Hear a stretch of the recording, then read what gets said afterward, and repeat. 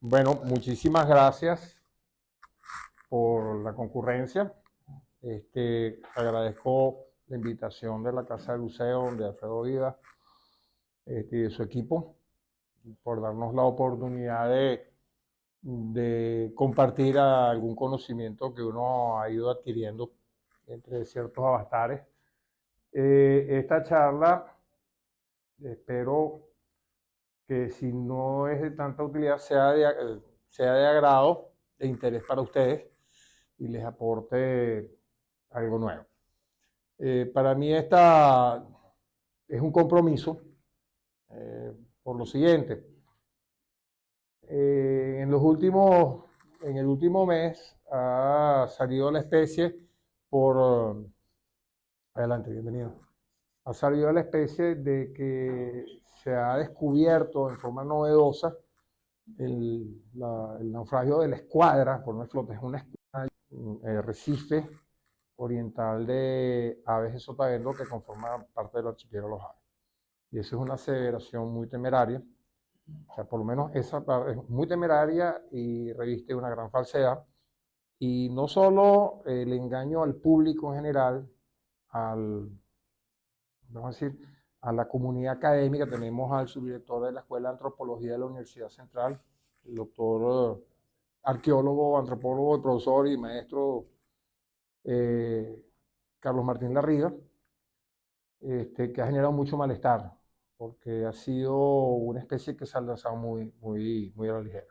Entonces, es un compromiso con la verdad histórica, con la verdad profesional del antropólogo, del arqueólogo que se ha trabajado, y también con personas que en tiempo anterior hicieron muchos esfuerzos en tratar de estudiar, ¿okay? No solo el naufragio de Isla de Aves, de la flota del conde Jean d'Estrées, sino también de una cantidad de restos arqueológicos que hay en Aves de Sotavento.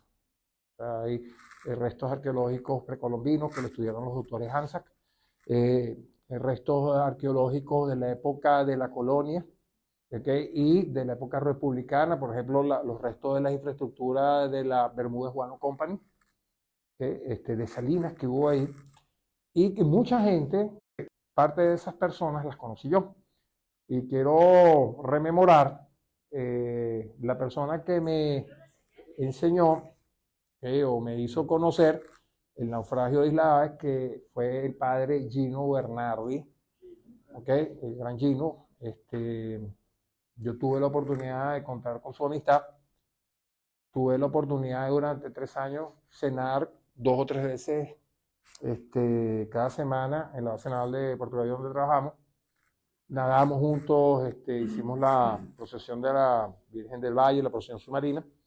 Y Gino, yo no sé si era muy buen cura, pero como persona era excelente, era un hombre muy humano, con una gran cultura general, inclusive había estado en el desembarco en Normandía como enlace de las fuerzas inglesas con la resistencia francesa. Era un hombre que tenía muchísima experiencia de vida, piloto, paracaidista, buzo, nadador, historiador. Y me acuerdo que de noche cuando en la sobremesa hablábamos de la aventura que había sido para él haber ido durante 3 oportunidades a Isla de Aves con Gonzalo Rodríguez del Villar, que también es una referencia en cuanto a arqueología, un filántropo, y reubicaron o constataron la posición del naufragio. Entonces, a mí en lo personal me pega, para no decir la otra palabra, una palabra más coloquial, menos académica, de que una persona diga ligeramente que descubrió una cosa que mucha gente trabajó y ya vamos a ver los antecedentes. Entonces, tengo un compromiso con ustedes. Pues este naufragio también representa el naufragio más importante del siglo XVII. ¿Okay? Y fue, como decía Víctor Hugo, es la jornada del destino debido a una fuerza superior al hombre. Pues si Luis XIV llega a invadir Aruba y Curazao, que era su objetivo, y luego atacar Maracaibo y Panamá, estaríamos celebrando el triunfo del Paris Saint-Germain. ¿Okay? Estamos hablando francés ahorita. Bien sûr, monsieur. Entonces, sí, porque la fuerza que venía en esa expedición era fabulosa, tenían 6.000 hombres, ¿okay?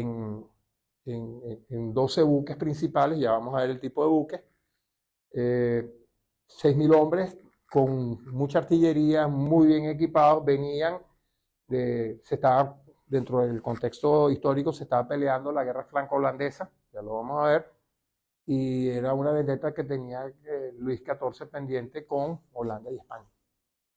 ¿Okay? Entonces estoy dando un poquito de contexto. Disculpen, yo soy profesor de historia, trataré de no ser aburrido, ¿okay? Pero sí quiero necesario dar un contexto para que entiendan y valoren esto. ¿Ok? Funciona. Gracias.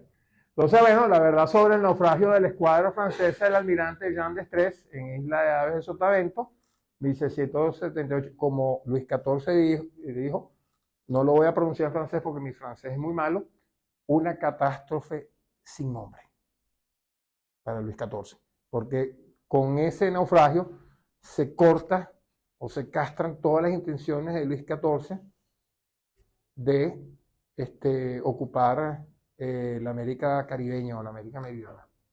Okay, y uno de los puertos era Maracaibo y luego el otro era Portobelo. Ok, bueno, patrocinio, gracias al amigo, a los amigos de la Casa del Buceo que se portaron súper generosos, espléndidos. La Universidad Central tiene su línea de investigación desde el punto de vista de prospecciones submarinas y la Sociedad de Estudios de Arqueología Subacuática. Ok. Pero vamos a ubicarnos dentro del contexto geográfico. Okay. Yo fui un marino en algún momento y siempre los marinos nos tratamos de ubicar en el espacio. Aquí está Isla de Aves, o sea, Aves de Sotavento, aquí está Aves de Barlovento, Aruba, Curazao, Bonaire, Los Roques. ¿Ok? Falcón, estamos ubicados.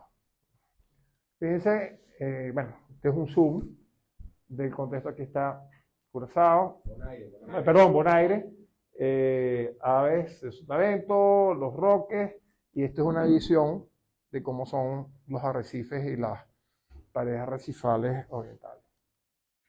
Vamos a hablar un poquito de historia. ¿Okay?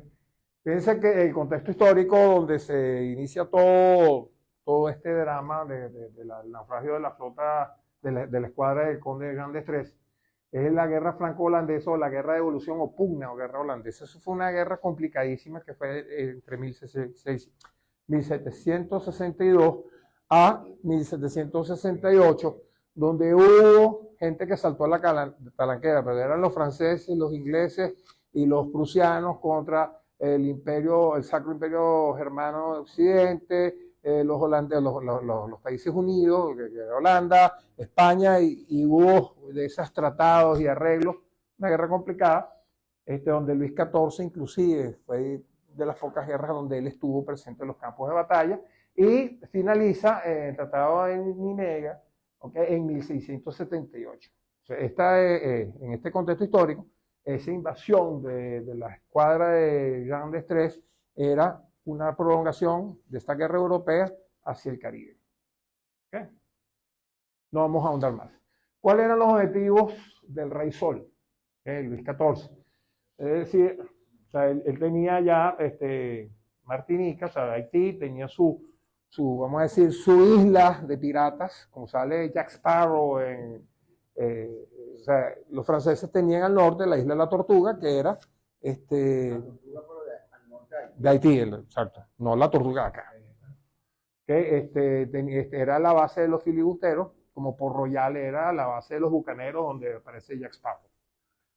Entonces, ¿cuál era la misión de Luis XIV? El objetivo de Luis XIV, que lo habla con Colbert, buscan a un personaje que ya lo vamos a presentar. Dice, bueno, de Haití vamos a tomar como base Haití, Saint Kitts, vamos a tomar estas dos islas, Aruba y Curazao, de ahí vamos a atacar Maracaibo.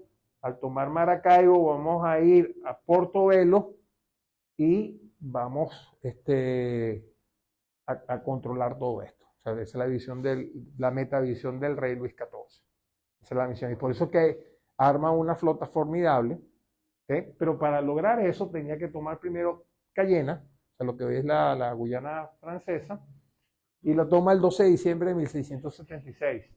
Y ataca Tobago y toma Tobago, que luego cae posteriormente en manos de los ingleses en 1700, el 3 de marzo de 1677. El encargado de esa misión era una persona, coño, no sé si utilizar la palabra enchufado, que es un coloquialismo, pero, o sea, este era un señor, como dicen los franceses, favorito del rey. Le enchufé. ¿Ok? Era una de las personas favorecidas por el rey Luis XIV por ciertas circunstancias de falda. La prima, la hermana, le gustaba al rey, entonces, este era un mariscal que había tenido cierto éxito, era mariscal de campo, era oficial de tierra. Aristócrata, muy arrogante, con muy pocos conocimientos de náutica, inclusive al principio se mareaba. ¿Okay? Sí, eso lo dicen los libros. Era muy despectivo con los oficiales navales. Decían que creía que los oficiales navales eran oficiales de segundo. Y eso ese error le causó su pérdida. Okay, bueno, toma Cayena el 12 de diciembre de 1676. En 1677 toma Tobago. Hay una batalla naval y hay unos combates en tierra. Es exitoso. Se regresa a Francia y le dice al ministro de Finanzas del rey Luis XIV, que era la mano derecha de Luis XIV, mira, tú me das buques más poderosos y yo te tomo todo eso. Y arman una flota de buques de primer orden, o sea, buques de primer orden eran buques de 3 puentes con 74 cañones de bronce, buques de línea. Y cuando yo hablo de cañones de bronce, para que tengan una idea, hoy día un cañón de bronce para esa época era como un misil hipersónico hoy día. O sea, ¿por qué? Porque podían disparar más veces, podían tener más sin que el cañón se calentara, podían ponerle más carga impelente, el coronel me dice si el término es correcto dentro del concepto de artillería, y la munición podía salir con más potencia y más larga. Y no se oxidaba. ¿Ok? Entonces un cañón de bronce era muy importante. Entonces esos buques tenían cañones de bronce, y aparte que un cañón de bronce es costosísimo. Hoy día un cañón de esos está sobre los $200,000. ¿Ok? Ok.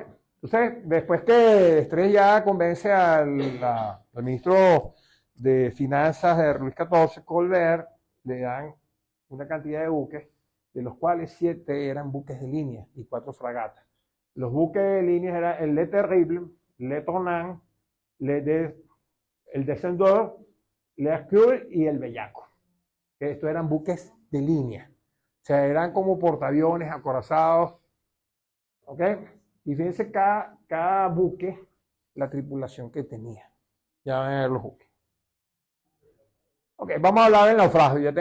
Tiene un contexto histórico, un contexto geográfico, muy somero, no vamos a entrar en profundidad. Vamos a hablar del naufragio de 1678. La zona del naufragio, la arrecife oriental de Isla de Aves, ¿ok? Perdón. ¿Ok? Toda esta parte, las corrientes, hay una parte de corrientes encontradas, una corriente que vienen del noroeste y hay una corriente que pasa por debajo de Aves de Sotavento y sube. Entonces aquí es sumamente difícil primero nadar o bucear, porque el talud es muy bajo.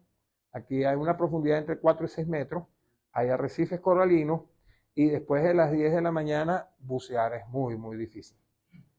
¿Okay? Y lo plano, ya vamos a ver los planos de geomorfología, de altitud y vegetación, uno del mar, a cierta distancia no los logra definir. Y eso es una ventaja que tenían los holandeses. Los holandeses conocían muy bien estas aguas, cosa que no lo tenían los franceses. ¿De acuerdo? Ok, vamos a hacer una cronología de los acontecimientos. La flota se reúne, venía de Haití, de la Tortuga, de Estrés necesitaba más fuerzas, necesitaba más buques. Habla con el gobernador de la Tortuga, que era una especie como sale en las películas de pirata, ¿no? Un tipo todo corrupto, que era el el que coordinaba a los piratas. Bueno, si ves tú, ves yo, y dame tal cosa. Entonces, esas son las que te gustan a ti.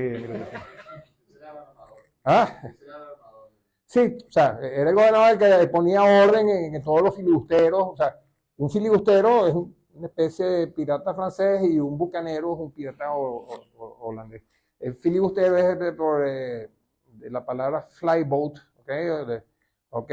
Y el bucanero viene de bucana. Bucana era el hombre que, los bucaneros que también son los mismos filibusteros, que estaban en Haití. Ellos cazaban, asaban la carne, ¿okay? El humo, o sea, era carne ahumada, y ellos salían en sus botecitos a venderle la carne a los buques que venían de la carrera de India, ¿okay? de las flotas de la Casa de Contratación de Sevilla.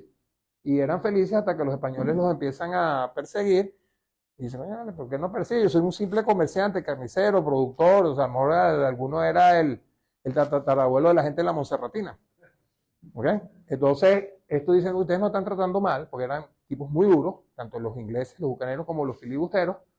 ¿Okay? Entonces, una vez se les ocurrió, estaban bravos, con un buque español, y llegan a vender la carne, los españoles lo tratan mal, y total terminan tomando el buque y les empieza a agarrar el gusto, la rentabilidad, y se convierten en piratas. De ahí viene es más o menos una explicación muy somera. Entonces, fíjense, el amigo Destrez, con casi 27 buques de guerra, más los barcos filibusteros, se va a San Kitts, se reabastece, ¿okay? Pero toma esa decisión, le genera un problema, que los holandeses estaban con inteligencia, o sea, haciendo a la hora de inteligencia, y ven la reunión de la flota, porque dura una semana en San Kitts, y salen corriendo y le avisan a las autoridades de Aruba y Curazao, y los holandeses preparan una trampa. ¿Okay?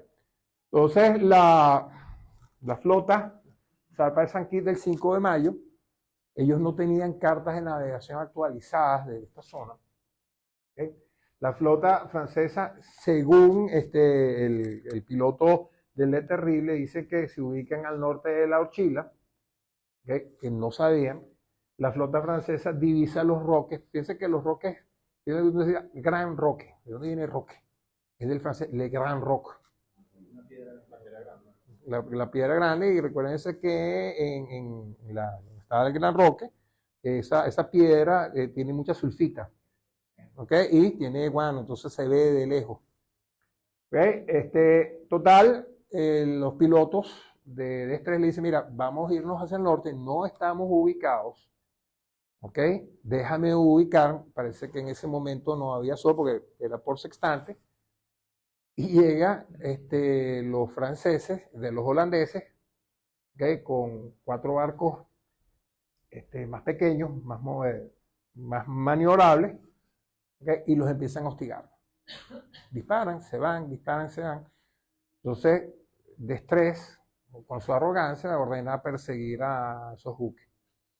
¿Okay? Y los pilotos de los buques dicen, miren, vamos a ubicarnos primero. No, vamos a perseguir. Nosotros no vinimos a hacer ejercicio de náutica, vamos a perseguir. Vienen. El 11 de mayo la flota francesa es hostigada por 3 esquifes holandeses, los esquifes. Y ya en la tarde, los esquifes holandeses se resguardan por acá, y vienen por acá, que hay un canal de entrada, y empiezan a poner antorchas dentro de la laguna. Y esta laguna también es interesantísima, porque aquí los piratas luego en 1700, 1800, hacían reparaciones en sus buques, hacían carenado, limpieza, etc. Ahí debe haber un museo.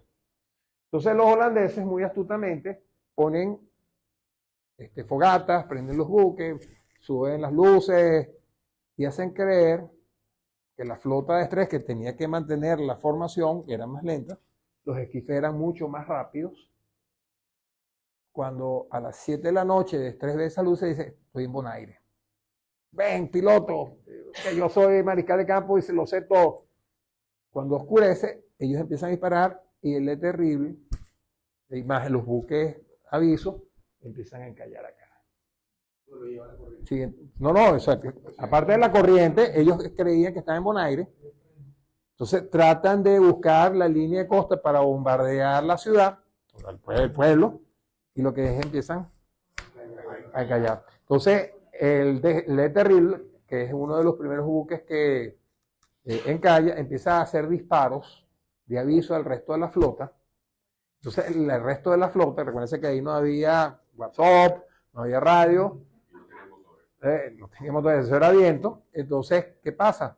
La flota que dice, oye, la nave almiranta y la nave capitana están entrando en combate, vamos a auxiliar. Y el resto de la flota. Entonces, como decía Luis XIV, voy a tratar de hacer un mal francés, une catástrofe sans nom. Una catástrofe sin nombre. Porque ahí como les dije, se castra todas las intenciones de Luis XIV en invadir el Caribe. ¿Ok?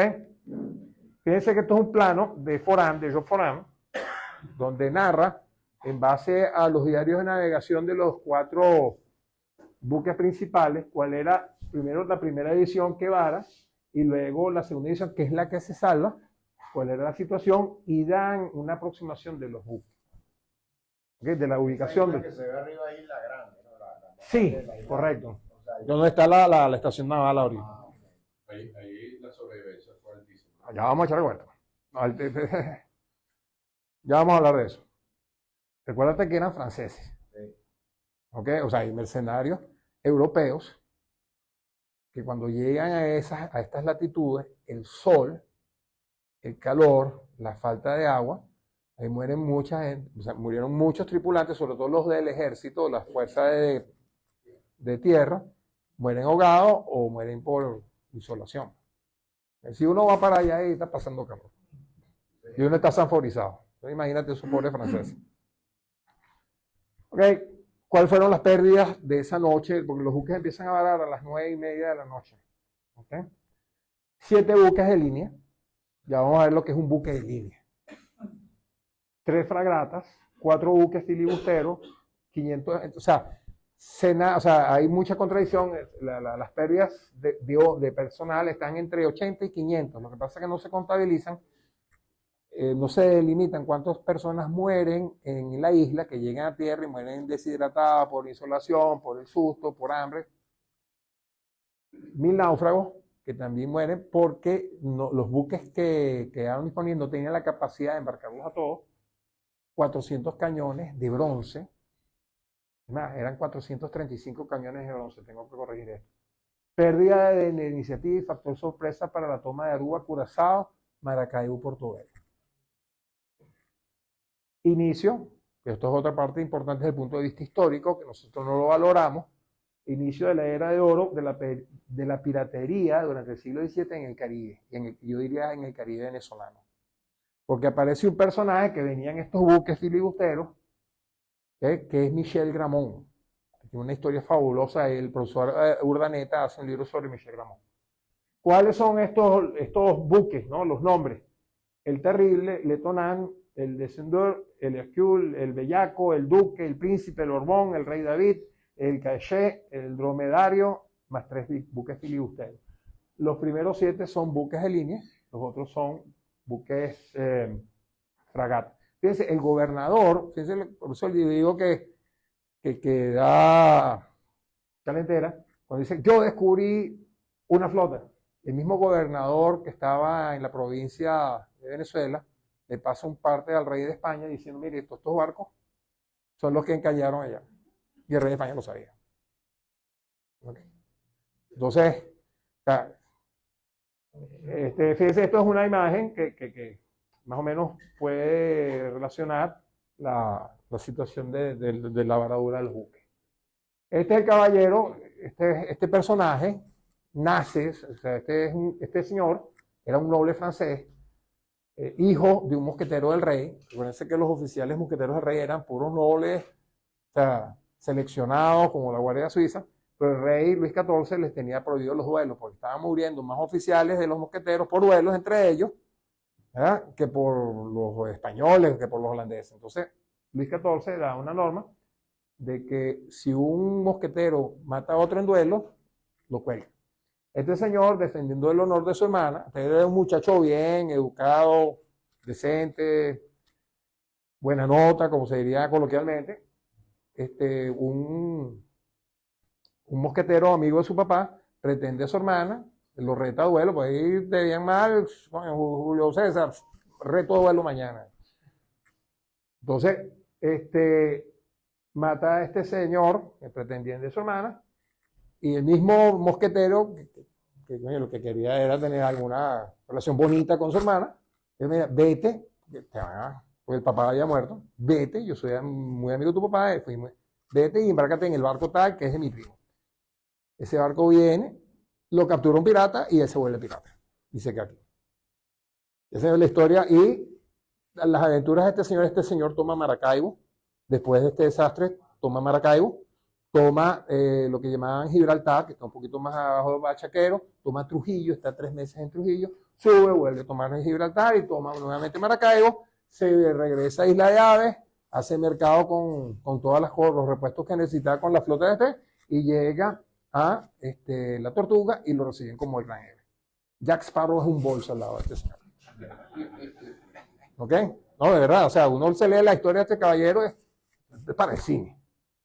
¿Ok? Y entonces este desastre crea a este señor. Es formidable, no nos vamos a detener más en... Entonces, cuando llega la noticia, esto fue en mayo, en julio, cuando Luis XIV le llega la noticia de estrés, su excelencia, su rey, mire, pasó esto. Luis XIV dice, es la voluntad de Dios, pero vamos a salvar los cañones. Ahí hay 435 cañones de bronce. Llaman al jefe de escuadra, Job Foran. Jefe de escuadra es como contraalmirante.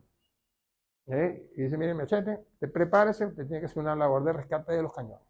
Y sobre todo de los espejos de popa. ¿Perdón?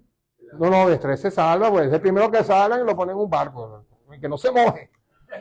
Que no se moje. Entonces lo ponen, uno que se regresa, le entrega cuentas al rey, le dan una medalla, porque había que váyase, y lo nombran, creo que posteriormente lo nombran gobernador de Martinica.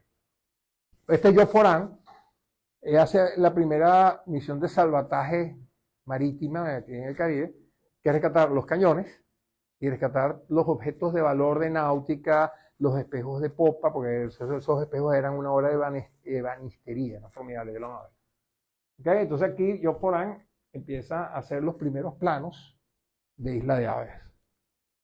¿Okay? Aquí está, es del museo de Huntington Library en San Marino, en Los Ángeles.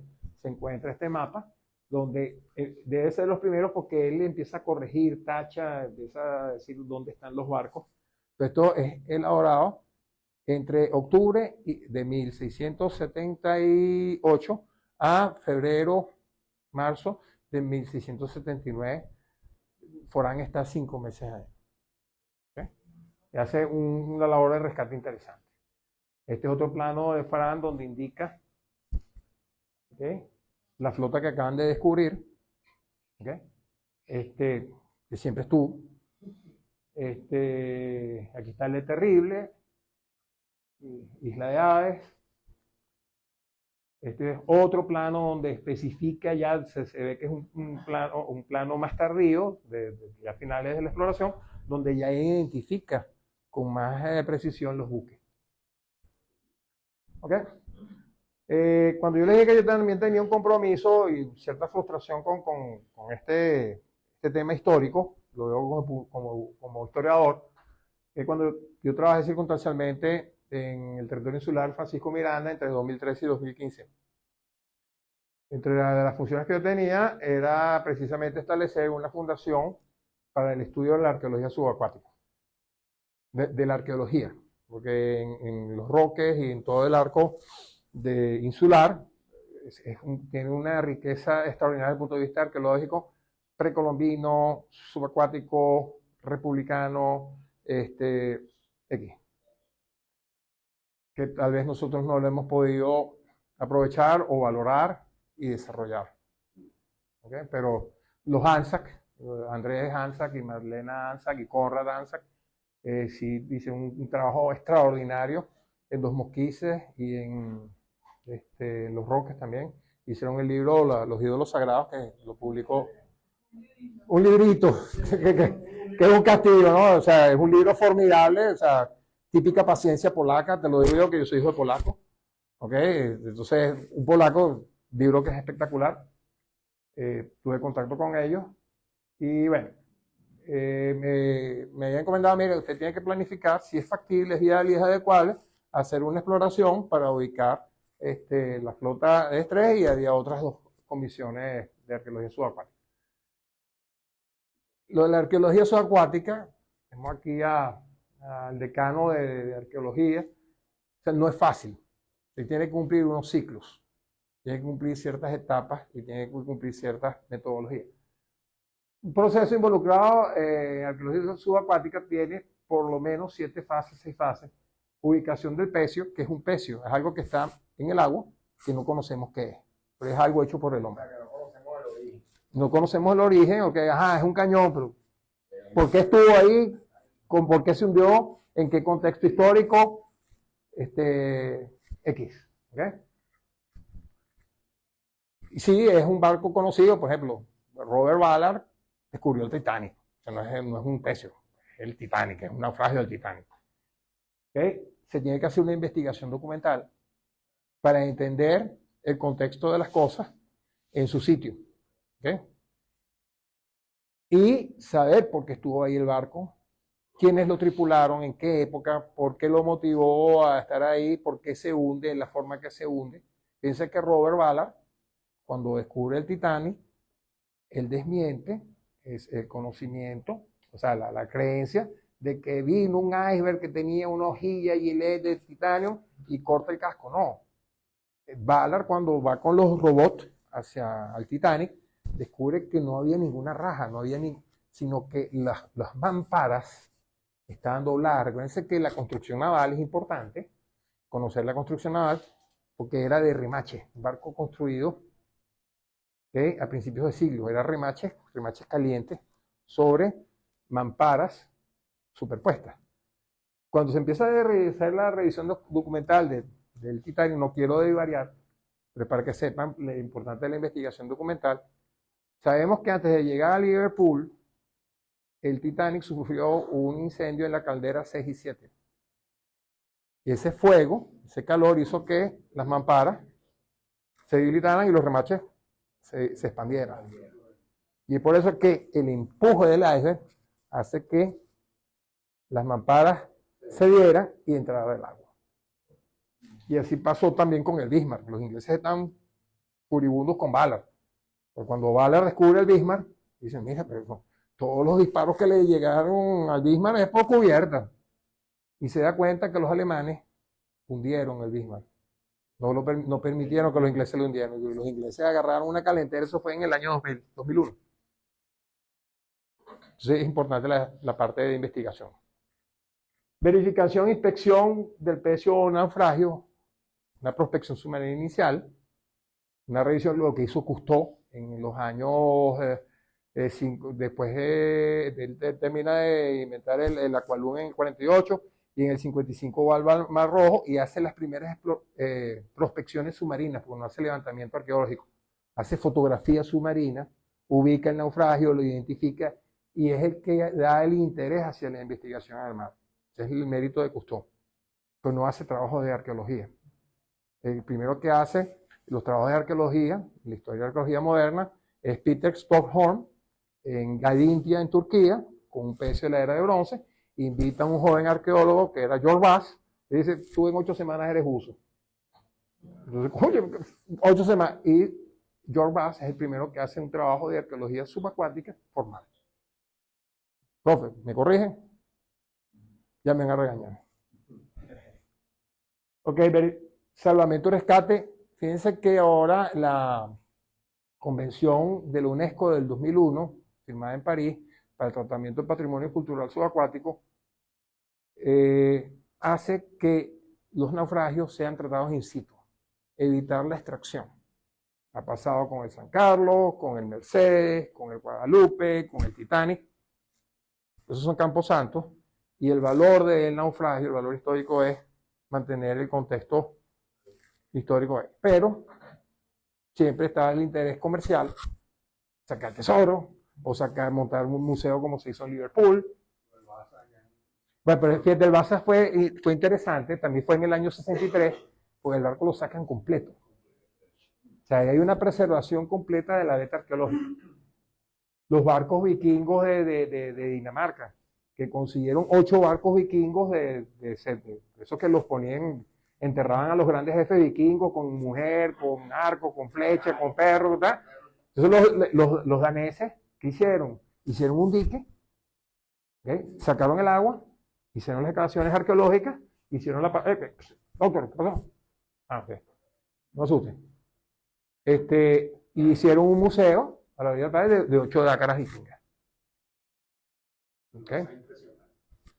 Entonces, fíjense, salvamento y rescate, si hay salvamento y rescate, tiene que haber un presupuesto y una plataforma de talleres para hacer la preservación, curetaje y mantenimiento, porque si no eso se convierte a los 8 meses en un montón de óxido. ¿Okay? O la madera se empieza a destruir, o se pierde el valor histórico y no se sabe en qué contexto se está sacando.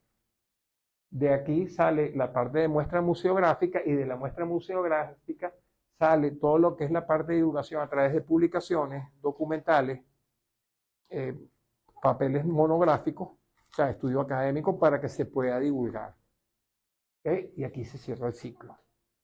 Entonces, cuando a uno le da una invitación, vaya y haga el trabajo, epa, la cosa no es tan fácil. ¿Ok? O sea, si uno va a ser serio, uno tiene que ver qué es lo que hay detrás. ¿De acuerdo? Y un trabajo de arqueología subacuática tampoco es fácil por la cantidad de áreas, ¿ok?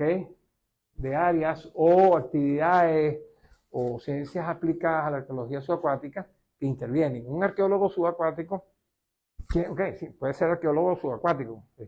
Barry Clifford es arqueólogo subacuático, pero es cazador de tesoros. Mel Fisher, que consigue la tocha, era cazador de tesoros y termina siendo arqueólogo subacuático.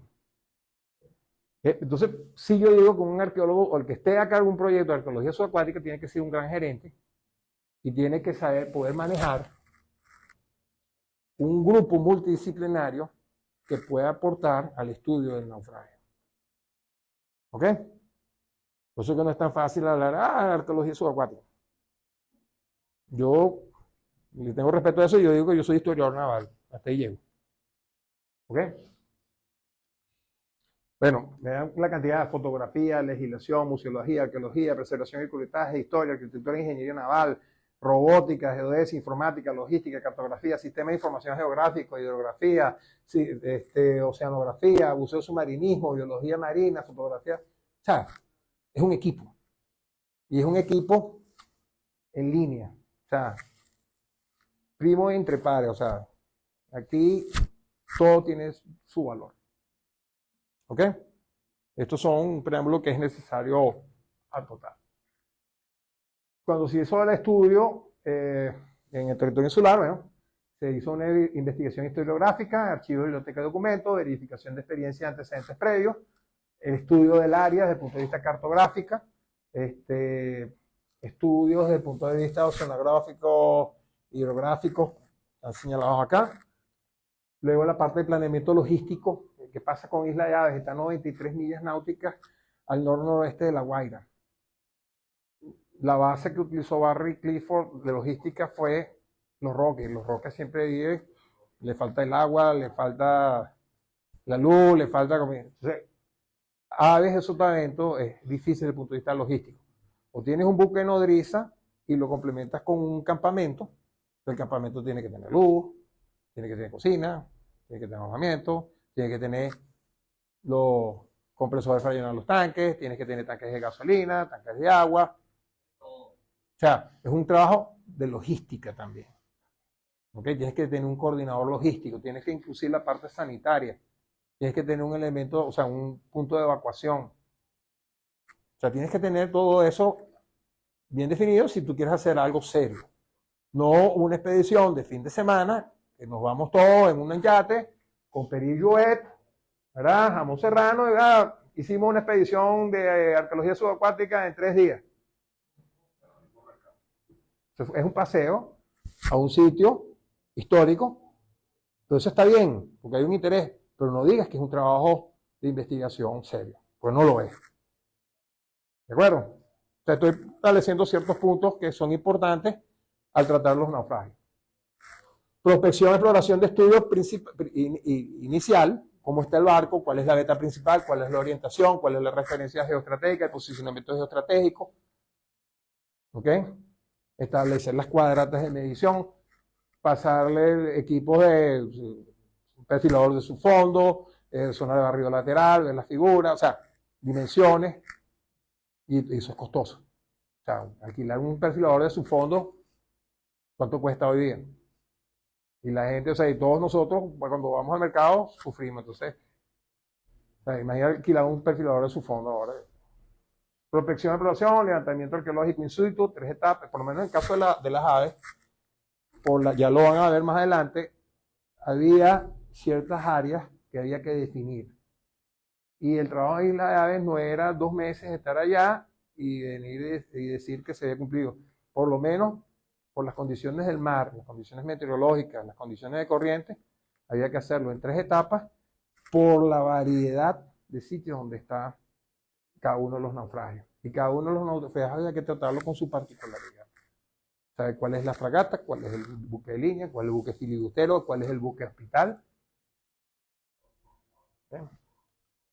¿Dónde, cómo y qué buscamos? Fue la otra pregunta que hicimos. Estos son los archivos, este es el Museo Trocadero, el Museo de la Marina Nacional. ¿Qué buscamos? Estamos buscando barcos. ¿Qué buscamos? Documentos, cartas náuticas. ¿Dónde lo buscamos?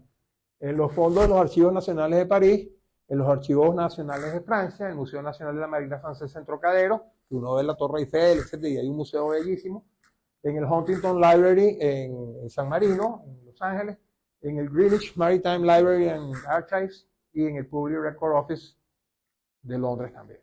Ahí es donde están estos, y a lo mejor aquí también podemos conseguir algo. Principalmente la documentación de lo que pasó aquí está en esto.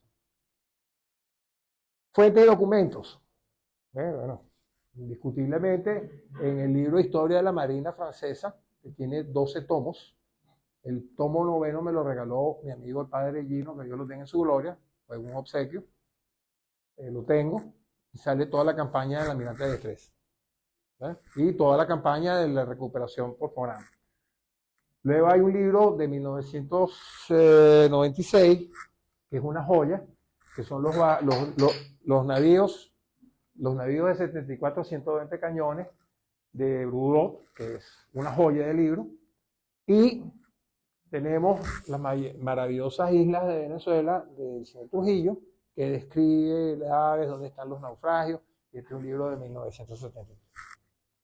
El señor Donald Godard, que él era geodésico de PDVSA, era geólogo, y él también era un apasionado de la arqueología subacuática, también como yo, de Cousteau, etcétera, esa época que uno no se pelaba el mundo submarino de Cousteau, que lo pasaban a las 8 de la noche, los sábados, por no sé si era Venevisión o Radio Caracas, pero nunca uno se lo pelaba.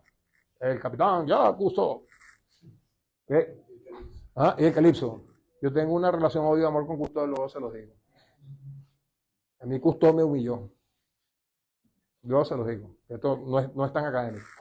Donald Godard hace una referencia en 1998 muy completa para su época y para los recursos que él hizo, porque eso lo hizo a título personal, de la ubicación de naufragios aquí en Venezuela. Y es un aporte importante, es un folletico.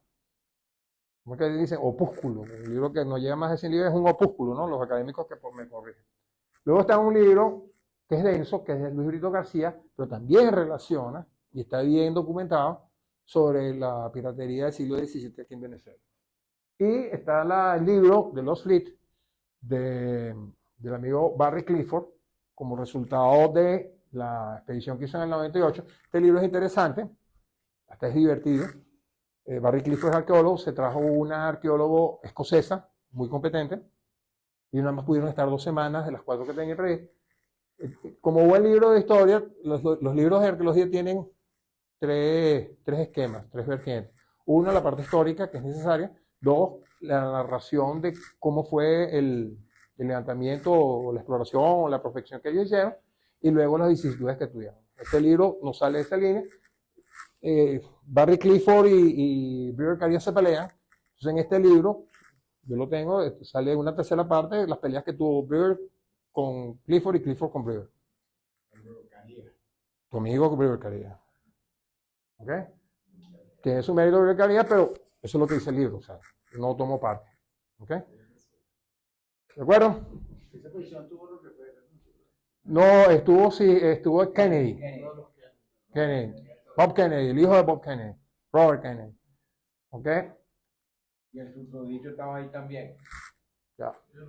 No se sabe porque no lo mencionan. A caballero no, o sea, yo estuve buscando, ni en la película, ni en el libro, lo refieren.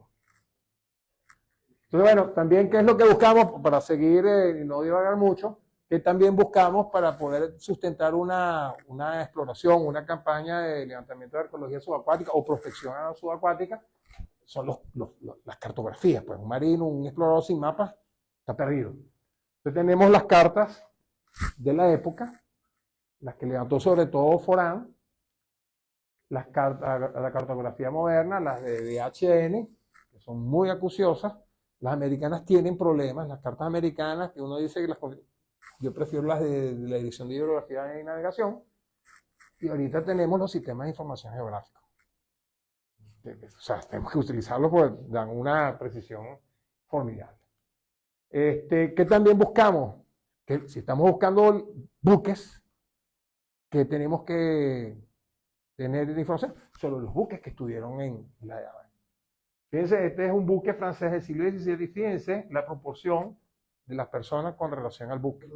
Esto es un navío de 3 puentes, de los que se hundió, o sea, del tipo que se hundió en Isla de Habana. Imagínense el portento.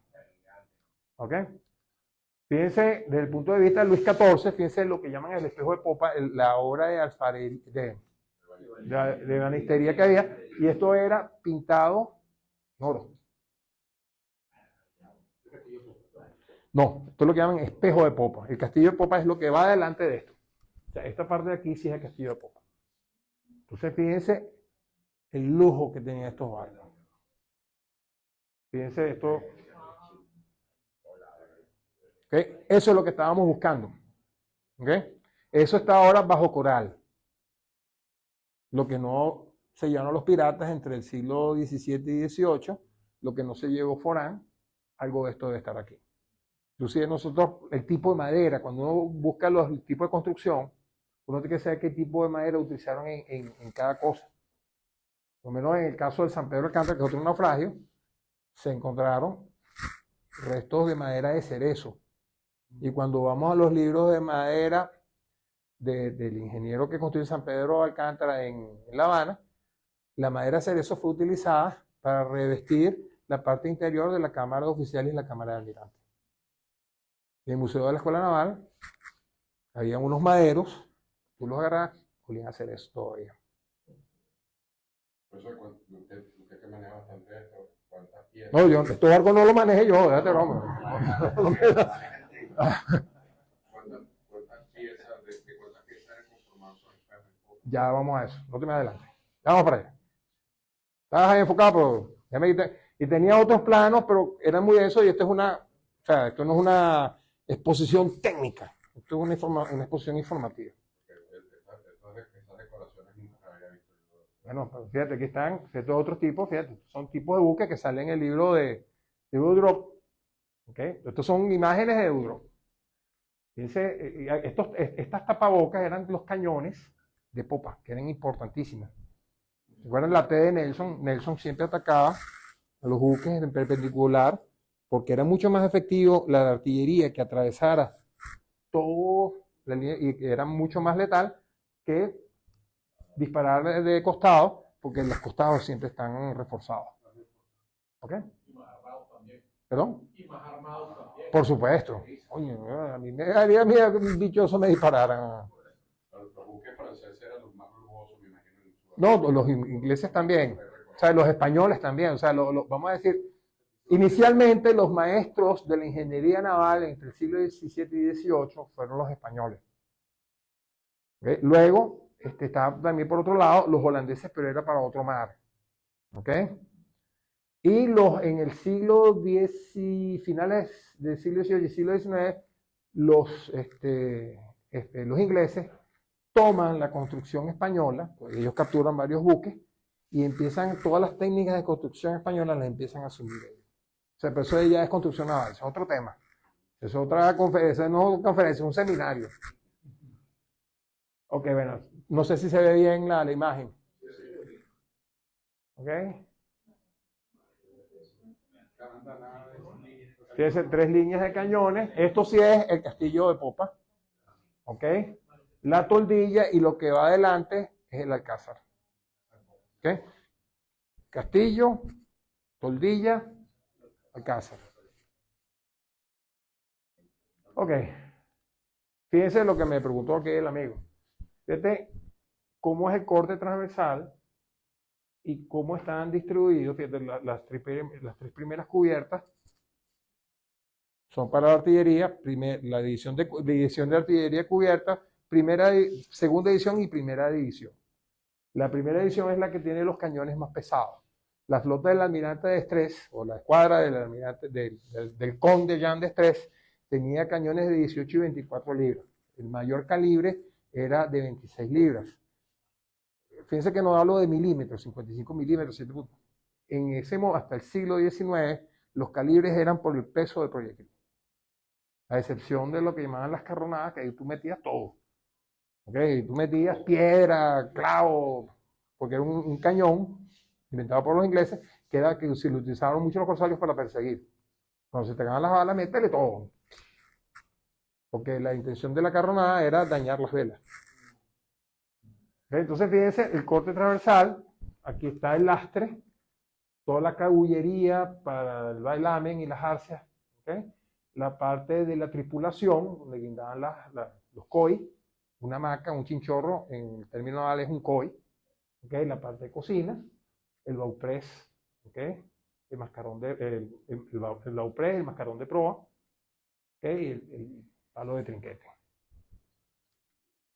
Fíjense la parte de los cañones, ¿okay? Fíjense los tipos de cañones que tenían estos barcos, de 24, 18, 12, 8 y 6 libras, los más pesados iban más abajo, ¿okay? Y más o menos el calibre equivalente. Y fíjense, esta es una imagen que también del libro de Diderot, donde sale una imagen de los cañones de bronce. Fíjense primero la obra de ebanistería, una obra artesanal, aparte que eran de bronce, un material costoso y duradero, que te permitía un tiro más potente, o un disparo más potente, un disparo más potente que te llegaba más lejos y con mayor fuerza. Okay, por eso ya que era tan valioso para los franceses los cañones de bronce. Hoy día un cañón de estos está por lo menos en $200,000. Sí. O sea, el precio histórico no tiene precio. Ahora, el precio de estos fundidores vagabundos, eso es invalorable desde el punto de vista histórico. ¿Okay? Que es lo que, por lo menos, los académicos pensamos que es lo valioso. Ese es el del precio de la sabana. Sí. Los que salvaron. Es otra historia, pero vamos a terminar aquí por la flota de esta.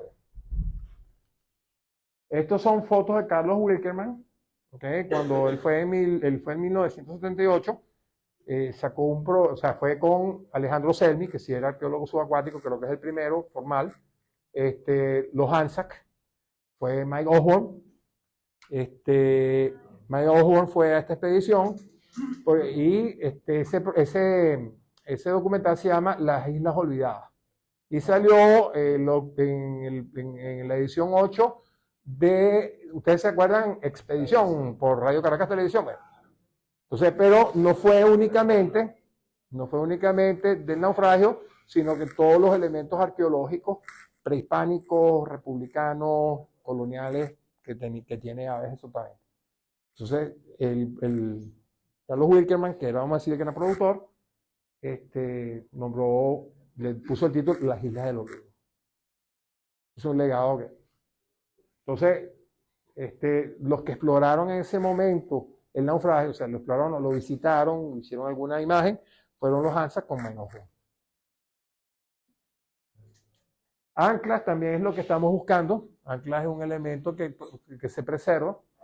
Fíjense las anclas que tomó Carlos Wilkerman, el tipo de anclas de los navíos franceses y cómo iban. Entonces cada buque por lo menos tenía hasta 6 anclas, 4 en proa. O sea, si tú ibas a fondear en un sitio muy profundo, tirabas las anclas principales, si ibas a anclar cerca de la línea costera, tirabas la secundaria, o si había marejada, tirabas anclas de proa y anclas de popa para evitar el rozamiento. O sea, el buque que cuando ancla, orza por el viento, porque el viento va cambiando. Si hay marejadas o condiciones climatológicas y de marejadas fuertes, tú tiras tus anclas y tratas de mantener el buque en posición, o cuando vas a disparar. Como estos eran buques de guerra, para mantener la posición de línea de tiro, tiran sus anclas. Pero eso tenía un bemol, que te convertías tú también en un blanco fácil, que fue lo que le pasó al almirante Knowles aquí en La Guaira, en Puerto Cabello.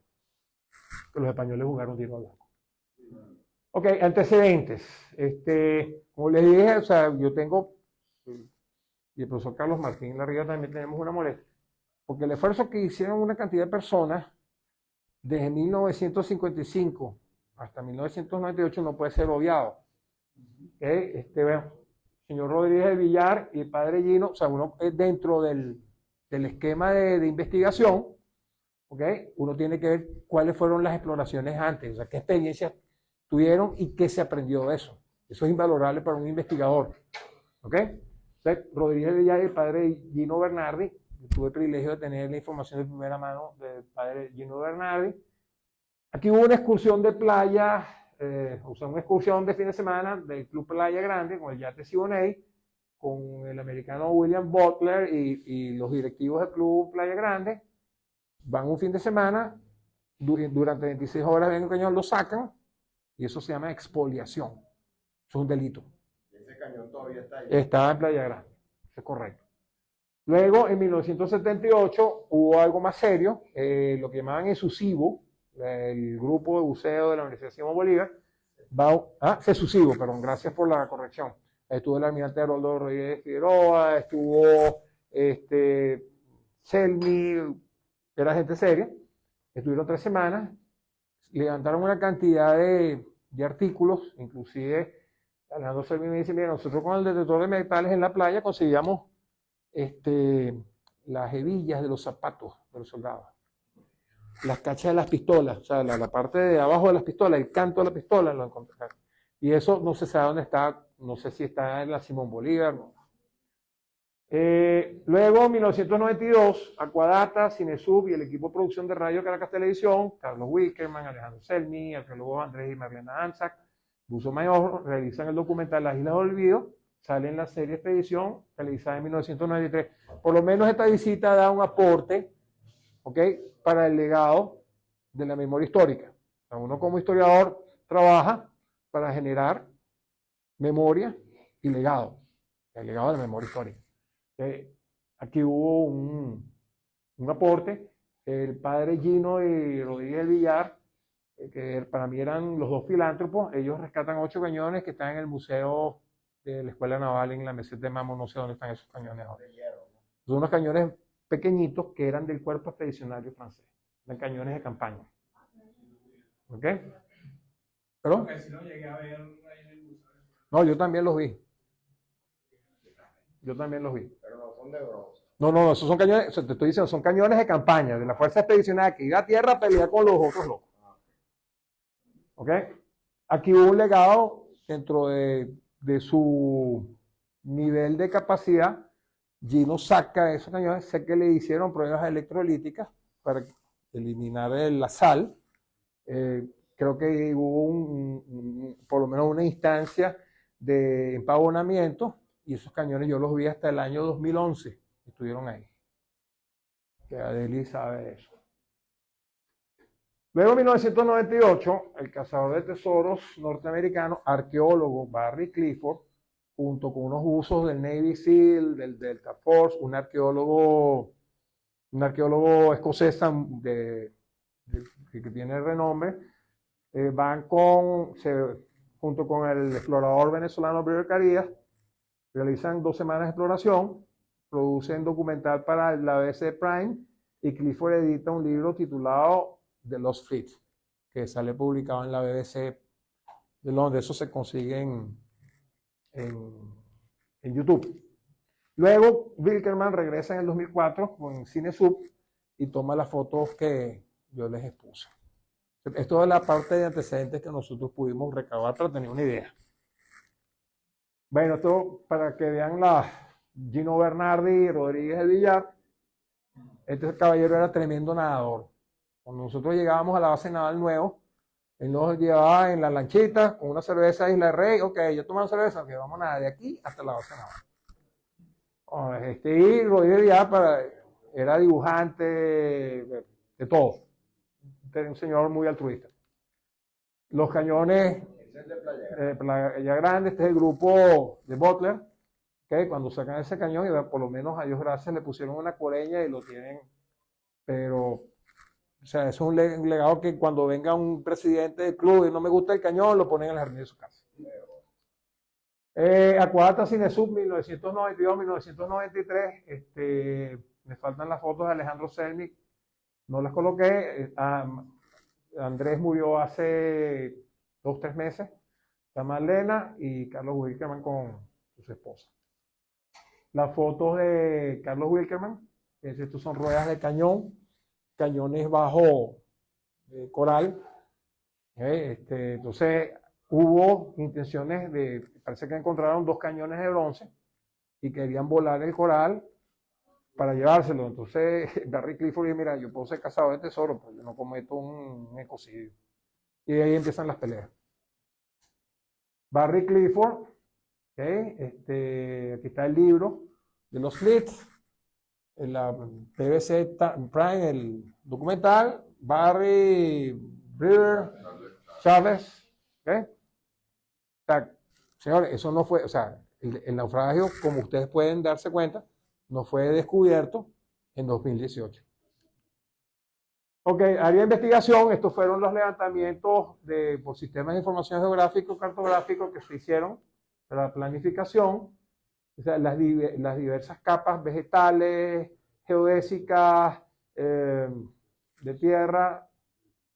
Ok, esto lo realizó Rodrigo Lazo, un ingeniero él es biólogo marino y es ingeniero en sistema de información geográfico, tipo sumamente brillante y muy buen amigo. Ok, bueno, fíjense, esto es logra hacer una batimetría, en 3ª dimensión de Isla de Aves. Ok, fíjense, aquí está la estación de la Armada, este es el canal de acceso, y aquí es donde está la flota o el naufragio de la escuadra de Jean Desprez. Ok, en esta área es donde está la mayor cantidad de buques naufragados. ¿Ok? Aquí hay otro núcleo y aquí hay un tercer núcleo. O vetas, vamos a hablar con propiedad. Vetas arqueológicas, hay 3 vetas. ¿Ok? Esta es la más difícil por la corriente y esta también es difícil por la cantidad de buques amontonados. ¿Ok? Entonces, por lo menos establecer el eje de la veta es difícil. Ok, estamos correlacionando las cartas de Foran, que son bastante precisas. Clifford, uno de las, vamos a decir, de los aportes que da es que él verifica hasta cierta forma, o en cierta forma, la acuciosidad de los mapas de Foran. Eso sí lo hace y hacen algún levantamiento. Ok, entonces esta parte es esta, y esta es supuestamente donde está hay una confusión que puede ser el de Terrible o el de Yaco, no se sabe. La segunda zona, que es esta, y la tercera zona, que es la más compleja por la cantidad de buques que hay. Okay, bueno. ¿Perdón? Más o menos cuánto es la extensión de cada beta. No se sabe, no se ha medido. O sea, tú lo puedes sacar acá, puedes sacar la distancia, ¿okay? Pero yo ahorita no tengo esa medición. Porque recuerda que por los efectos de los cazadores de tesoros, los piratas que utilizaron esto como almacén, los exploradores furtivos han movido mucho el contexto de la beta arqueológica. O sea, estás modificando la escena del crimen. Eso es lo peor que hay en arqueología, según lo que yo he aprendido. Entonces, hay que mantener el contexto arqueológico para tú saber qué pasó. ¿Ok? Ok, bueno. Es un poco... Okay, fíjense, esta parte. Esto, según los cálculos que nosotros hicimos, levantar esto eran 4 meses. Y por cada mes de levantamiento tienes que tener el doble de tiempo para trabajo de laboratorio de análisis. O sea, sí, lo saqué, qué bonito. No, tienes que analizar esto. ¿Qué es lo que queda? O sea, pasar un perfilador de su fondo, pasar un sonar de barril lateral, ver qué barcos están. Ah, está el buque hospital aquí, están los filibusteros, están las fragatas. Porque Forán, cuando uno lee el documento, o sea, él no precisa, él tiene dudas en dónde está el Le Terrible, que fue el buque de Destrez. Y lo hace a lo mejor para salvarle el pellejo a Destrez. Pero es impreciso, o sea, a lo mejor es este, o a lo mejor está aquí. Porque esto académicamente o formalmente no se ha investigado.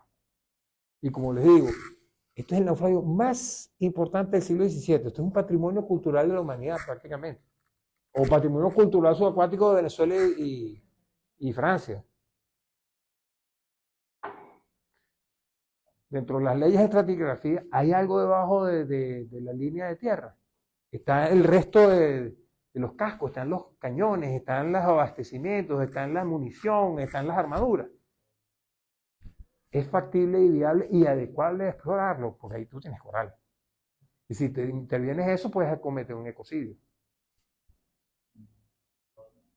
¿Ok? Ok, no los voy a torturar más.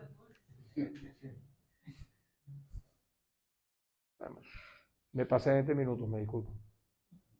¿Para qué necesitamos desarrollar la arqueología submarina o subacuática y preservar el patrimonio cultural subacuático? Puse submarina aquí para no repetir la palabra. Primero, una beta arqueológica nos da el significado de los objetos en su contexto. Significado de objetos en su contexto. Proporciona información de los modos de vida cotidiana y nos habla de los hombres que estuvieron en el mar en el pasado o en cualquier época. Construir la historia más allá de los documentos. Fíjense que Robert Ballard, más allá de los documentos ingleses, dice, ustedes no hundieron el Bismarck, los alemanes hundieron su barco. Eso te lo da la arqueología subacuática. Bueno, por lo menos aprendiste algo hoy, no te fuiste en cero. Construir la construcción y conciliación de la identidad acuática y marítima, es algo que nos falta aquí nosotros en Venezuela. Y bueno, no quiero hacer una prueba, pero lamentablemente nosotros no tenemos conciencia ni identidad marítima. ¿Y de qué? Ni identidad marítima. Fíjense que yo voy a hacer un experimento acá. Tú te quedas callado, Julio. Porque Julio, eso es una prueba que yo le hago a mis alumnos. Y no es de conocimiento. No, pero me escuchaste bastante. Tú calla ahí, profe, contróleme aquí al doctor Julio César Morón. Yo voy a hacer una prueba que no es de conocimiento. Para que aprendan algo. O para que no aprendan. Yo no les estoy enseñando nada. Para que concienticen algo. Yo les voy a pedir que cierren sus ojos durante 10 segundos. Cierren los ojos. No les voy a quitar los celulares. Chamín, tú también te quedas callado. Por favor, cierren los ojos. Cuando nosotros estudiamos en el colegio, nos enseñaron el mapa físico-político de Venezuela, ¿se acuerdan? Los 21 estados, los territorios federales, la Guayana Esequiba. ¿De acuerdo? Guárico, Carabobo, Cojedes y el Amazonas. Vean ese mapa, por favor. Vean ese mapa.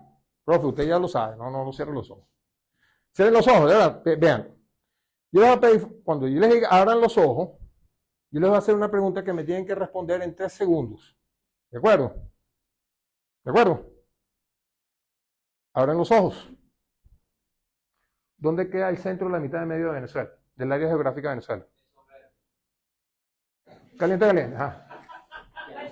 Y ahí soy yo. El centro del medio. El centro de la mitad de medio del área geográfica de Venezuela. Dímelo. Centro. Apure.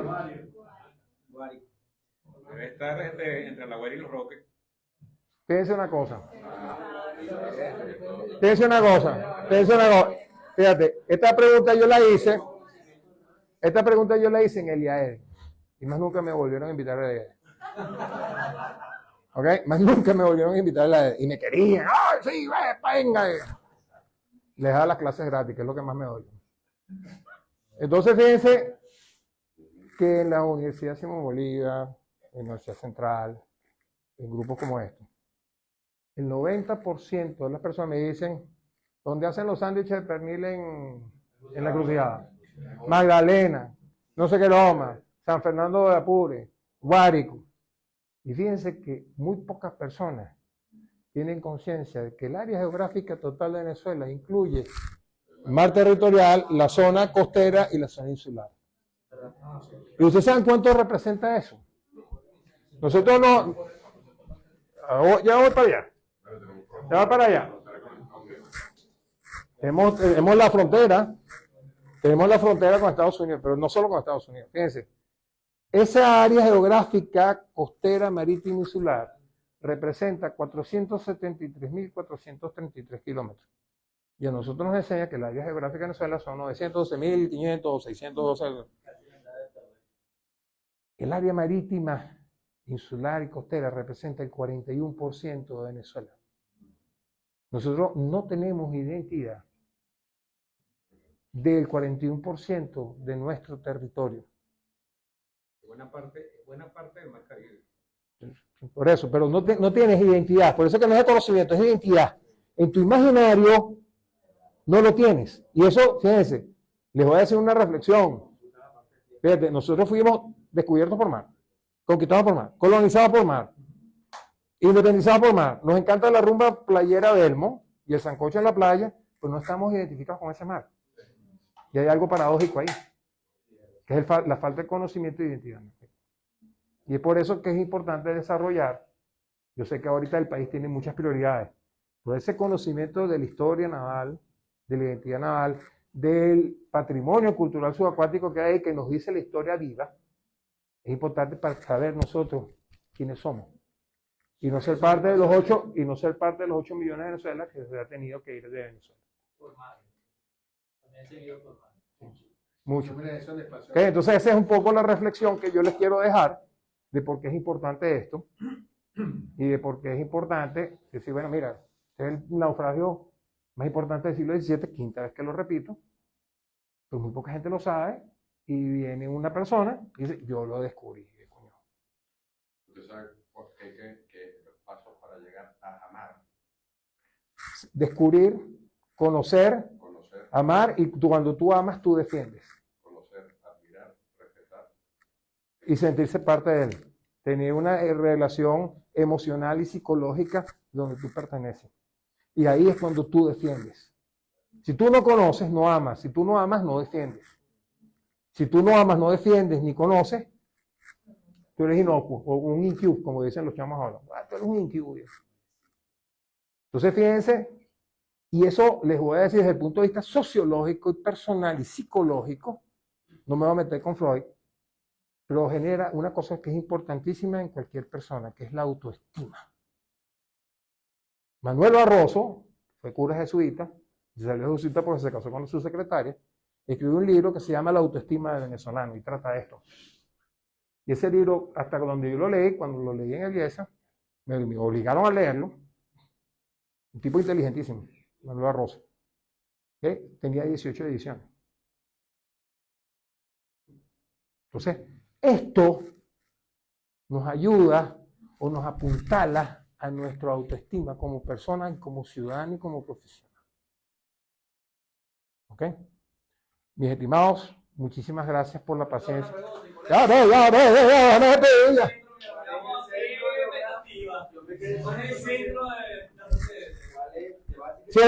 Sí, era, tienes razón tú, me disculpo. Ok, yo soy muy...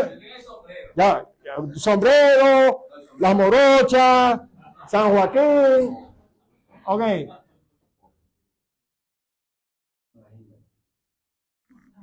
Soy muy mal dibujante, ¿verdad? A ver. Está. Yo me atrevo. Exacto.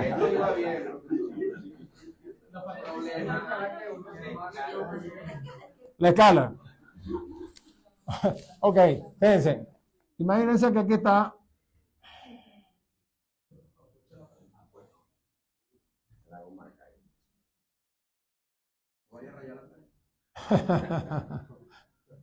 Yo estoy disléxico, pero no tanto.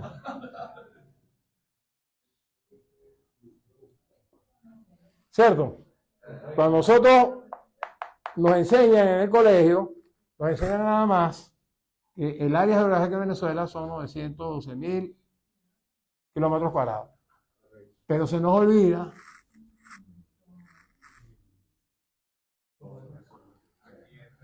y aquí están las islitas, aquí está la isla de Aves, Entonces para responder al amigo que hizo la pregunta muy pertinente y gracias, cuando nosotros establecemos una línea de norte a sur y de este a oeste, el centro está a 16 millas náuticas al norte de La Guaira.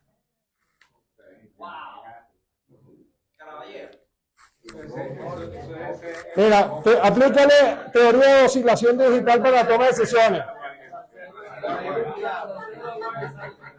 Más o menos. Entonces, fíjense, jóvenes, para terminar la idea, fíjense, área geográfica, no olvidemos la parte marítima. Y en este 41% hay recursos ictiológicos, minerales, petróleo, gas, hay rutas estratégicas de comunicación, pero también hay una parte de nuestra historia que se desarrolló ahí y no la conocemos. Y es por eso que no tenemos identidad, porque tú le preguntas a los alumnos de séptimo semestre de la Universidad Central, dime algo de toda la historia naval. Historia naval, claro. Bueno, la batalla del lago, sí. Cristóbal Colón, hasta ahí llega. ¿Qué? Pero imagínense que aquí dice cerca de mi pueblo, según Wikipedia, que es el Calvario. Mira, a mis alumnos cuando me citan Wikipedia como referencia bibliográfica los raspo. Ok, entonces, fíjense, para terminar, por eso que ayuda a reencontrar, fíjense, otra parte importante, esta autoestima nos ayuda a reencontrar el orgullo por nuestro pasado histórico, autoestima de la población venezolana. ¿Ok? Entonces, ese es un poco, esto fue información general, un desmentido, una muy somera información sobre la parte histórica del estrés, la parte náutica, ¿ok? Y una parte reflexiva porque es importante. O sea, ustedes, casi todos, son buzos. O sea, hacemos vida en el mar, ¿cierto? Sí. Pero todo venezolano debe saber esto. Y más si nosotros somos gente de mar, tú cuando hablas de gente de mar en Gran Bretaña, en Holanda, en España, es un asunto serio. Porque el 70%, el 60% de tu economía y de tu PIB viene del mar. Nosotros somos tan ricos que nos olvidamos de esto.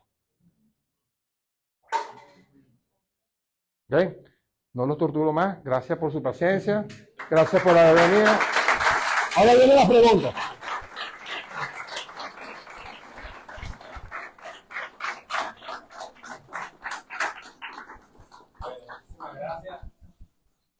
Ahorita. Está sucio. No, quedó bien.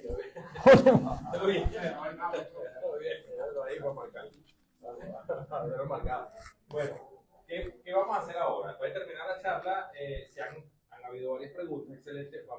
10 minutos de preguntas sobre el tema, ¿ok? Luego vamos a hacer el acostumbrado rifa que tenemos siempre, ¿ok? Donde en estos momentos vieron este mapa, lo vieron en las láminas, ¿ok? De los naufragios y tenemos otros acá. Nosotros vamos a tener, de estos cuadros, vamos a tener 2 que vamos a rifar. Aquí están los nombres de todos ustedes y vamos a hacer la rifa. La rifa siempre tenemos 2 áreas, un área para los que bucean y un área general, ¿ok? En los que bucean vamos a tener entonces 2 tanques de nitrox que vamos a dar a los que sean buzos y pueden usarlos durante el año completo, cuando quieran, ¿ok? Y vamos a tener esas otras rifas, pero es general, de los cuadros. Los que no ganen su cuadro, los cuadros se van a vender, se venden en $20 y parte, un porcentaje de lo que está ahí es donado para lo que tiene que ver con las fundaciones de protección y conservación oceánica. Entonces, 10 minutos de preguntas comienzan ahora. Profesor, a lo mejor la respuesta no es tan sencilla, ¿no? Pero desde el punto de vista legal, internacional, del derecho marítimo y todo esto, un naufragio que ocurrió en un punto X, ¿quién tiene derecho legal de traer eso? ¿El país donde está el naufragio? ¿El país que era dueño del barco? ¿O un tercero? Fíjate, tú me estás hablando, se me viene a la memoria algo que referí, que es la Convención de París del 2001 de la UNESCO. Esa convención sale como resultado del problema, el lío, la trama legal que generó el naufragio de Nuestra Señora de Atocha, explorado por Mel Fisher. ¿Okay? Entonces se planteó en ese momento, que esa exploración duró casi década y media, hubo un problema legal de 12 años también, y termina, vamos a decir, en un juicio salomónico. O sea, el problema de la Atocha es que el tesoro venía desde las Esmeraldas de Colombia, plata del Perú, o sea, habían varios países. El barco se parte al sur de Key West, ¿ok? Una tormenta, el barco, inclusive parte del barco queda en aguas de Jamaica. Y es por eso que se crea la necesidad de una legislación para el patrimonio cultural subacuático. Esa pregunta, como tú dices, es difícil porque entran muchas variables. ¿Por qué se hunde el barco? ¿Fue por un acto de guerra? ¿Fue por un acto de piratería? ¿De dónde fue construido el buque? ¿Cuál era su función? ¿De a dónde iba y para dónde iba? ¿De dónde venía y para dónde iba? El caso del Guadalupe es igual. El caso de la fragata Mercedes, que fue descubierto por un cazador de tesoros, era un buque español, lo hunde un barco inglés y todo el mundo quería tener una tajada de eso. Termina de que en los recursos, una tercera parte era para desarrollar un museo en España, que va en España, creo que es en Cartagena, creo que es en Andalucía, reconstruyeron una sección del Mercedes. Y ahorita los colombianos tienen el mismo lío con el San Carlos. Una pregunta bastante difícil, porque hay variables, múltiples variables que analizar, ¿ok? Y también depende de la cantidad del tesoro, del monto del tesoro. Entonces, es una pregunta que, puedo decir, la referencia legal, la Convención de París, del 2001. Venezuela no está suscrita a la Convención de París. Aquí hay 2 elementos legales en Venezuela. Uno es la Ley de Patrimonio Cultural, de la Ley de Salvaguarda del Patrimonio Cultural venezolano y la Ley de Actividades de Marina y Actividades Conexas de INEA, donde sale, creo que es en el artículo 38, corresponde el patrimonio cultural, la obligación de preservar el patrimonio cultural subacuático. Hasta ahí te puedo decir, porque tampoco soy abogado. Pero las veces que se ha tratado de aplicar la Convención de París, cada quien tira la brasa por su lado, porque es muy complejo. O sea, el barco se hundió por una tormenta. ¿Dónde se hundió el barco? Porque estaba el barco ahí. ¿Qué carga tenía? ¿Cuál fue el constructor del barco? Entonces, es como tú muy bien dijiste, es una pregunta difícil y pudiésemos pasar el resto de la noche interpretando eso. ¿Okay? O sea, no te tengo una respuesta, sino solo te puedo dar referencias para buscar una respuesta, pero yo no la tengo. ¿Otra pregunta? El caballero tenía una pregunta. En el manifiesto del rescate, el primer rescate de los cañones, ¿se tiene evidenciado cuántos cañones? Sí, sí. Forán rescata de los 400 y pico cañones, rescata 395. Y rescata, sí, y rescata partes de los espejos de popa que estaban pintados en polvo de oro, los rescata, sobre todo los que tenían la imagen del Rey Sol. ¿Ok? Rescata objetos náuticos, los que no se llevaron los piratas, y rescatan anclas que podían llevar. ¿Ok? Si hay un manifiesto, eso está en el libro de Eugène, que es el libro de la historia de la Marina Francesa, en el tomo 9. Hay un capítulo de la misión de Forán. Claro, el detalle no lo tengo. Pero sí sé que rescatan bastantes cosas. Estuvo 5 meses aquí haciéndole pichón. Quería contar algo con respecto a la legislación que le estaba hablando, de la pregunta anterior. Que en Venezuela no, toma de referencia la ley de lo que publicó la UNESCO para el 2001, pero prenda sobre eso es la ley del patrimonio cultural aquí en Venezuela. O sea, hay dos, fíjate, hay tres. Yo tengo un mapita. O sea, que cualquier extranjero que venga para acá y descubra algo, no es del extranjero, ¿no? Sino del patrimonio cultural. En principio sí, eso es lo que te dice el IPC. Ahora fíjate, también está la ley de Marina y actividades conexas. Y luego también está la Constitución. O sea, hay como 4 elementos legales que se solapan. ¿Y cuál es el problema aquí? Que como no hay nadie que ejerza, ¿okay?, la investigación, búsqueda y preservación del patrimonio cultural subacuático, nunca se han empleado esas leyes y nunca se han puesto en funcionamiento a ver cómo va o cómo funciona o el engranaje o el solapamiento o la contradicción de las leyes. Pero lo importante que esas leyes es que venezolano, no puede un inglés decir no, que sea. Claro, y fíjate que cuando yo hablé con el doctor Nieves Croe, que era el asesor legal del Estado Mayor Naval, un amigo personal, una persona muy versada, y me dice, mira, nosotros nos firmamos la convención del 2001, precisamente porque casi todas las construcciones navales, ¿ok?, de los naufragos que pueden estar aquí, son extranjeros. Ese fue el razonamiento para no suscribir el convenio. Y me lo dijo la persona que estuvo encargado de eso, que fue Javier Nieves Croe. Aquí nos están preguntando por Instagram, que tuvimos toda la transmisión en vivo.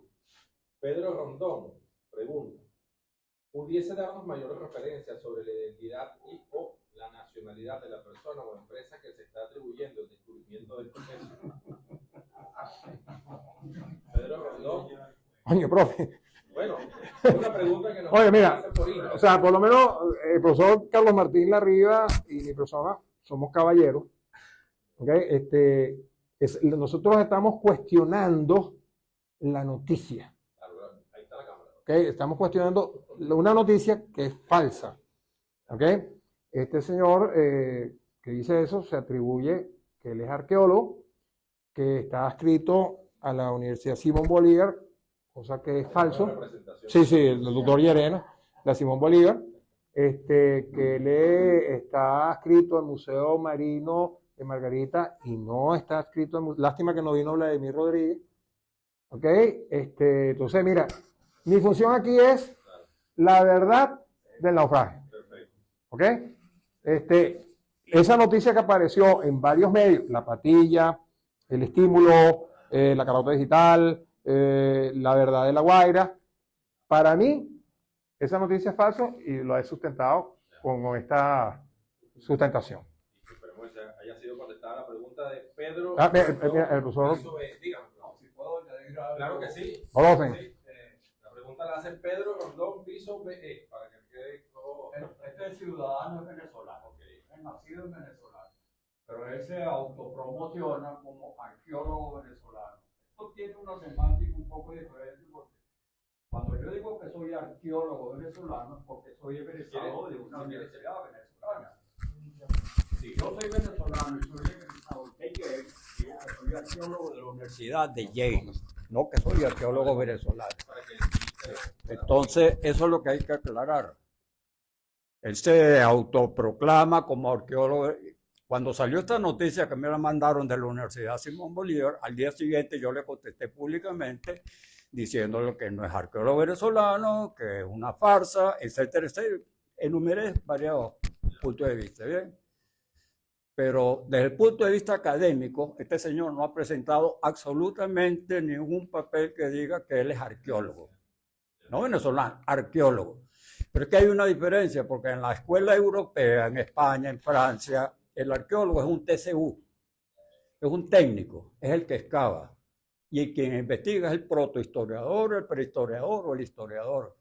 Nosotros somos antropólogos, tenemos 4 especialidades, de manera tal de que la arqueología es una especialidad más de la antropología, que es una ciencia muy compleja, es la ciencia del hombre con todo lo que produce. Esa es la gran diferencia con este señor.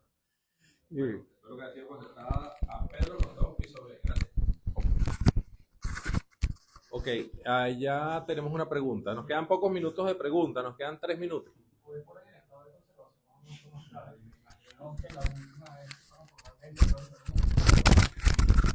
¿Perdón? Mira, yo sé que yo no he ido, no sé si yo hice una planificación, yo no he ido, he visto la documentación de Barry Clifford, la fotografía de Wickerman, la fotografía de Alejandro Selmy, y lo que está, está cubierto por coral. ¿En qué estado está? Para hacerte serio, lo desconozco. Porque tú para ver el estado tendrías que cortar coral, vida, o sea, la parte, y creo que eso no es lo más conveniente. ¿Okay? No. Última pregunta, Adrián. Perdón, ¿qué consiguen el equipo de Clifford con Brenwer y ellos en esa expedición que hacen? ¿Sustraen? Ellos sustrajeron, todo, lástima que no vino Vladimir Rodríguez, que él está en la Fundación Roque y está en el Museo Margarita. Brewer extrae ciertos materiales, unas vasijas, balas de cañón, restos de armamento, eso es lo que me refiero. Brewer se lo entrega a este caballero y este caballero se lo entrega al Museo Marino. Y el Museo Marino tenía la intención de asignar a este señor para que hiciera la curaduría de esa exposición, pero parece que no está más en el museo. ¿Okay? Entonces, habría que preguntarle al mismo señor Vladimir Rodríguez qué es lo que Brewer Carías extrajo y donó al doctor Servigón cuando estaba vivo, y este señor luego se lo entregó, pero no sé, o sea, el inventario no lo sé. Sé que hay algo, sé que la gente de Susivo, de la escuela, Susivo, gracias, siempre tan oportuno, Julio César. ¿Ok? Sacaron bastante material. No sé si está en el laboratorio de los ANSAC, habría que preguntarle a Luis Lemois, que está encargado ahora del laboratorio, pero no sé dónde está eso tampoco. ¿Okay? Nos queda una pregunta, siempre una más. Por acá. Con respecto a la extracción que hubo en su momento, por el rey de Francia y todo esto, me dice que estuvieron más de 6 meses. O sea, estuvieron desde noviembre, ellos zarpan a principios de octubre de 1678 y se van a finales de febrero de 1679. Esa extracción estaba protegida por algún tratado internacional de No sé.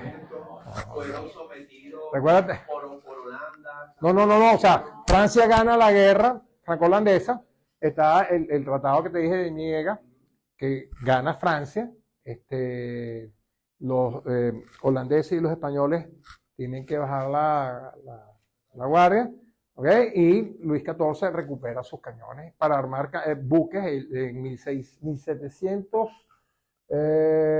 y pico. Él vuelve a crear, o sea, se vuelve a crear otra flota, ¿ok?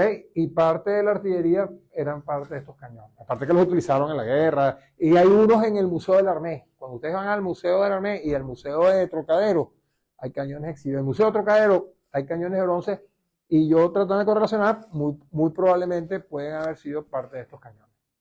O sea, son 395 cañones. O sea, ¿okay?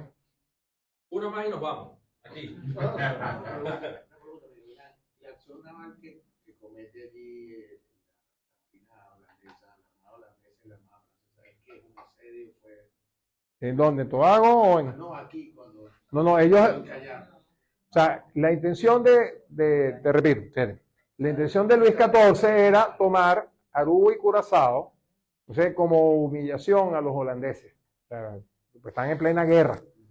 ¿Ok? Tener Aruba, Curazao y Bonaire como base de operaciones para atacar Maracaibo, para hostigar a los españoles, y Portobelo. O sea, eso sale, te lo digo porque eso es lo que sale en los libros de la historia de la Marina francesa. ¿Okay? Y de ahí establecer una cabeza de playa para el dominar, o sea, no solo Cayena, no solo Tobago, no solo Saint Kitts, ¿okay?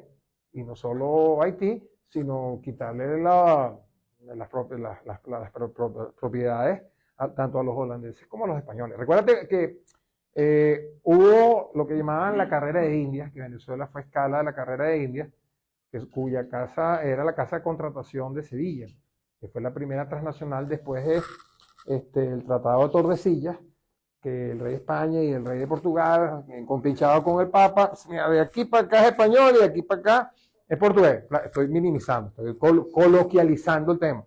Entonces los ingleses, los holandeses y los franceses, nosotros también somos potencia naval, ¿qué pasó? ¿Okay? Entonces siempre quedó, los británicos empiezan a fomentar la piratería, los piratas luego se convierten en corsarios, y luego esos mismos corsarios terminan siendo gobernadores de las Antillas, igual los franceses, porque la envidia que les dio lo que era el poderío comercial que habían desarrollado los españoles, en lo que se llamó la carrera de indios, que duró 120 años, y ahí se desarrolló el comercio, ¿okay? Las riquezas que trajo España.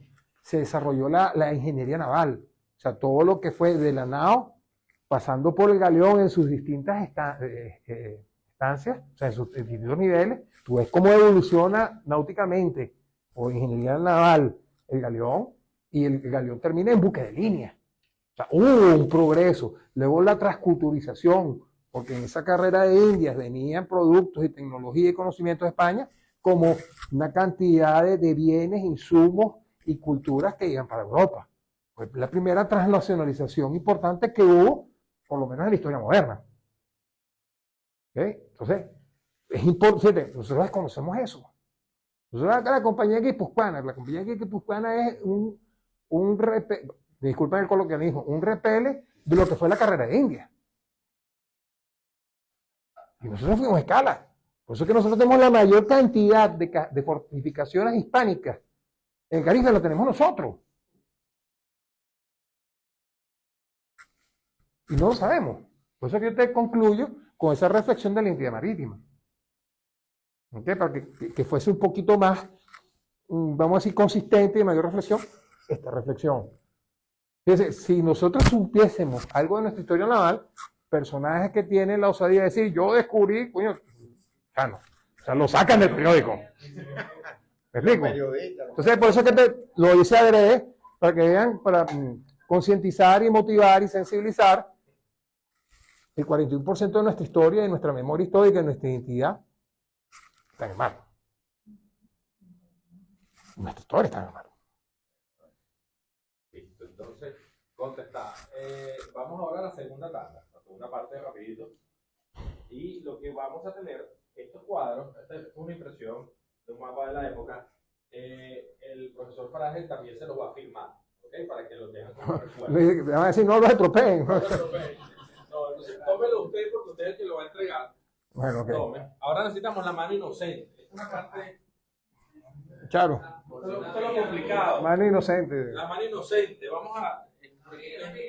Para ver. La mano inocente.